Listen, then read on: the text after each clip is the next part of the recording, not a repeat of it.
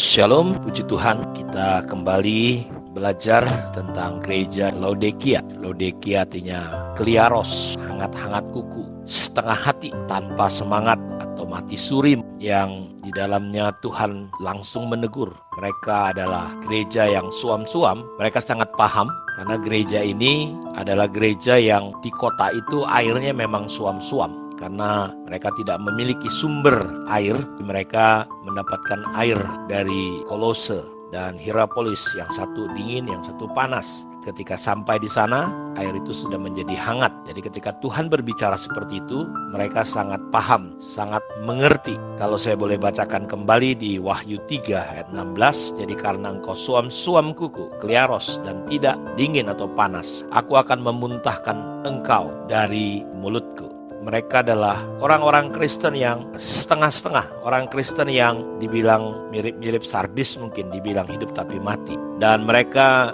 berpikir bahwa mereka adalah gereja yang kaya, gereja yang secara lahiriah memiliki segala-galanya. Padahal mereka tidak tahu bahwa mereka itu miskin, telanjang, buta, melarat. Jadi mereka merasa bahwa mereka tidak lagi membutuhkan Tuhan di dalam kehidupan mereka. Pagi ini saya ingin coba mengajak kita sama-sama merenungkan bahwa hal-hal lahiriah, kekayaan-kekayaan yang kita miliki seringkali bisa mempengaruhi kerohanian seseorang. Jadi hal-hal jasmani, hal-hal yang sifatnya materi, hal-hal yang sifatnya fana, itu bisa mempengaruhi kerohanian seseorang. Kita lihat gereja di Laodikia ini, dia merasa katanya kaya, tidak kekurangan apapun. Pokoknya mereka secara lahiriah lengkap, sempurna. Tapi kita lihat bahwa kerohanian tidak bisa diukur dari perkara-perkara lahiriah.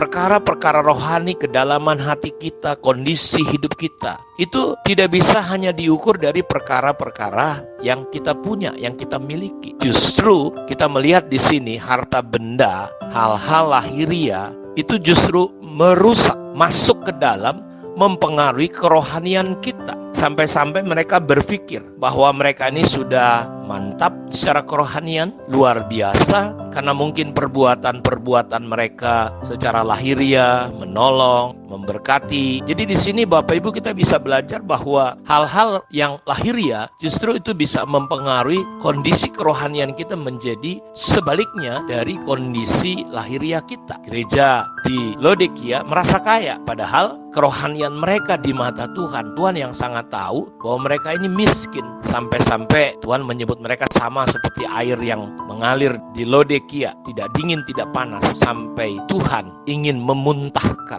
Jadi ada rasa muak, ada sesuatu yang menjijikkan di dalam pandangan Tuhan sehingga mereka harus dimuntahkan. Karena itu pada kesempatan pagi hari ini, saya berharap Bapak Ibu kita betul-betul memposisikan kerohanian kita itu jangan ukurannya kepada hal-hal lahiriah, materi, alat-alat musik, finansial gereja, gedung-gedung. Ingat, itu bukan hakikat, esensi, hal yang paling inti tentang kerohanian atau tentang kepengikutan kita kepada Tuhan. Tapi dunia gereja yang sedang hidup di masa ini justru terbalik. Kita terlalu memuji hal-hal yang lahiriah. Memang ada istilah Jack Ma, kalau orang kaya ngomongnya blepetan pun, blepotan, tetap dihargai karena dia kaya. Bahkan katanya kentutnya pun dirasa wangi. Kita sebagai gereja, sebagai anak-anak Tuhan yang menjunjung tinggi nilai-nilai kebenaran firman Tuhan, kita tidak bisa mengukur perkara-perkara rohani dengan ukuran perkara-perkara jasmani. Ini yang membuat rusak kehidupan kerohanian orang-orang yang ada di Laodikia. Mereka merasa kaya, segalanya oke, karena mereka punya ini dan itu. Mungkin alat musiknya kalau di zaman sekarang kita ukur, oh gereja yang berkembang, gereja yang maju karena punya orkestra di gerejanya,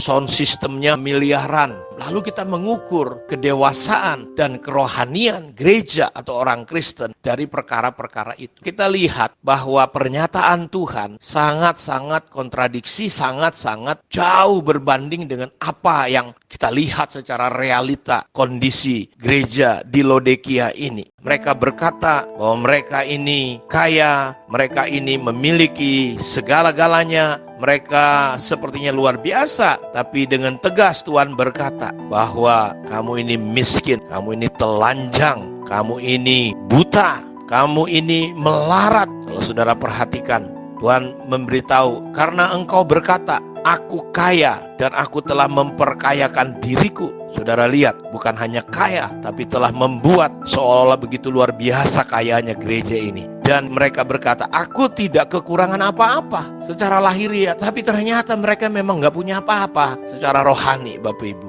Karena engkau tidak tahu bahwa engkau melarat dan malang, miskin, buta, dan telanjang. Maka aku menasihatkan engkau supaya engkau membeli daripadaku emas yang telah dimurnikan dalam api, agar engkau menjadi kaya, dan juga pakaian putih supaya engkau memakainya, agar jangan kelihatan ketelanjanganmu yang memalukan, dan lagi minyak untuk melupas matamu supaya engkau dapat melihat. Barang siapa ku kasih, aku tegur dan ku hajar. Sebab itu relakanlah hatimu dan bertobatlah. Lihat, aku berdiri di muka pintu dan mengetuk. Jikalau ada orang yang mendengar suaraku dan membukakan pintu, aku akan masuk mendapatkannya, dan aku akan makan bersama-sama dengan dia, dan ia bersama-sama dengan aku. Saya ingin mengajak kita Bapak Ibu, bahwa perkara-perkara jasmani, dan kalau kita anggap ukurannya itu, justru itulah yang merusak hal-hal yang inti, hal-hal yang esensi, hal-hal yang sangat rohani, jadi rusak karena kita mengukur dari perkara-perkara lahiriah. Saya berdoa Tuhan membuka mata hati kita, sehingga kita bisa melihat dengan benar bahwa kerohanian tidak bisa diukur hanya dengan perkara-perkara jasmani. Kiranya Tuhan Yesus memberkati renungan kita pada pagi hari ini. Shalom.